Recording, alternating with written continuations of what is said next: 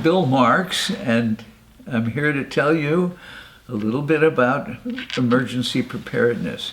Disabilities and special needs can make it challenging to prepare for and respond to a disaster.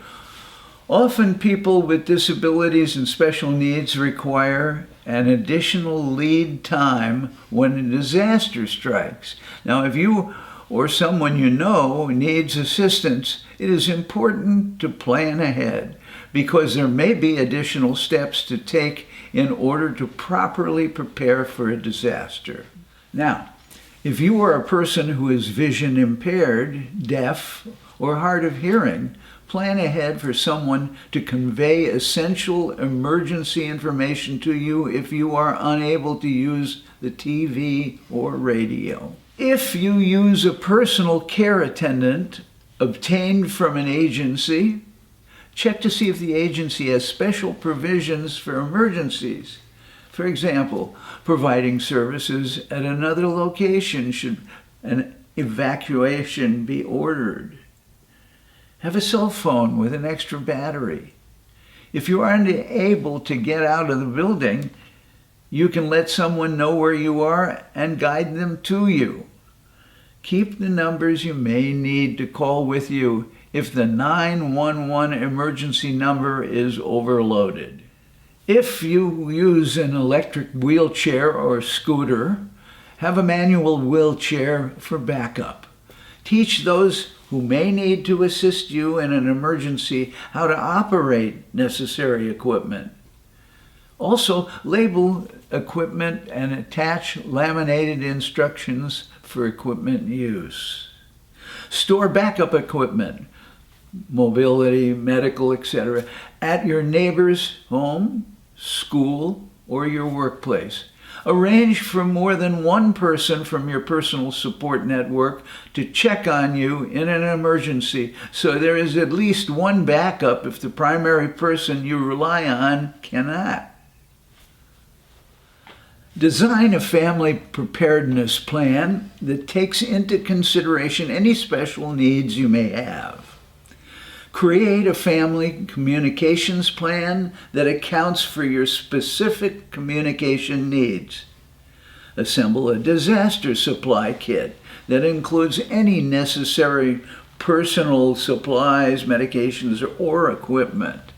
Design a family evacuation plan that takes into consideration any challenges you may face while evacuating. It would be a good idea to complete a personal assessment. Think about the following questions and share your answers with your network. These answers should describe both your current capabilities and the assistance you may need before, during, and after a disaster. Base your plan on your lowest anticipated level of functioning. Do you regularly need assistance with personal care, such as bathing and grooming? Do you use adaptive equipment to help you get dressed? How about the water service? What will you do if the water service is cut off for several days, or if you're unable to heat water? How about personal care equipment? Do you use a shower chair, tub transfer bench, or other similar equipment? Adaptive feeding devices. Do you use special utensils that help you prepare or eat food independently? And then there's electricity-dependent equipment. How will you continue to use equipment that runs on electricity, such as dialysis, electrical lifts, etc.? Do you have a safe backup power supply, and how long will it last? Now, getting around, for example, disaster debris. How will you cope with the debris in your home or along your planned exit route following the disaster? Regarding transportation, do you need a specially equipped vehicle or accessible transportation? Do you need to help get groceries, medications, and medical supplies? What if your caregiver can't reach you because roads are blocked, where the disaster has affected him or her as well? Building evacuation. Do you need help to leave your home or office? Can you reach and activate an alarm? Will you be able to evacuate independently without relying on auditory clues that may be absent? And if the Well, that's kind of garbled, huh? Building evacuation. Do you need help to leave your home or office? Can you reach and activate an alarm? Will you be able to evacuate independently without relying on auditory clues that may be absent if the electricity is off or the alarms are sounding? Now, building exits. Are there other exits, stairs, windows, or ramps if the elevator is not working or cannot be used? Can you read emergency signs in print or braille?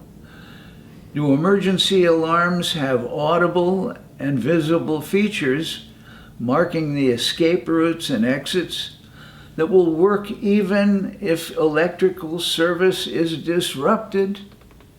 Boy, there's a lot to think about, isn't there? Getting help, how about that? How will you call for help when you need to leave the building? Do you know the locations of text telephones and phones that have amplification?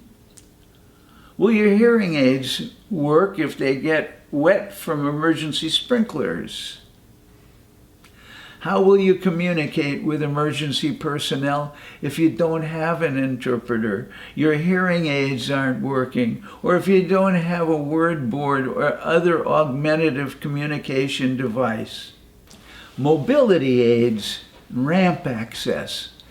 What will you do if you cannot find your mobility aids?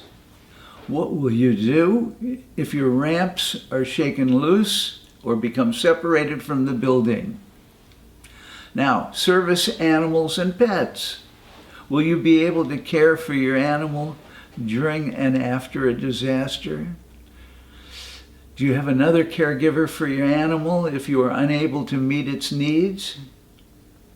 Do you have the appropriate licenses for your service animal so you will be permitted to keep it with you should you choose to use an emergency public shelter? Gather information.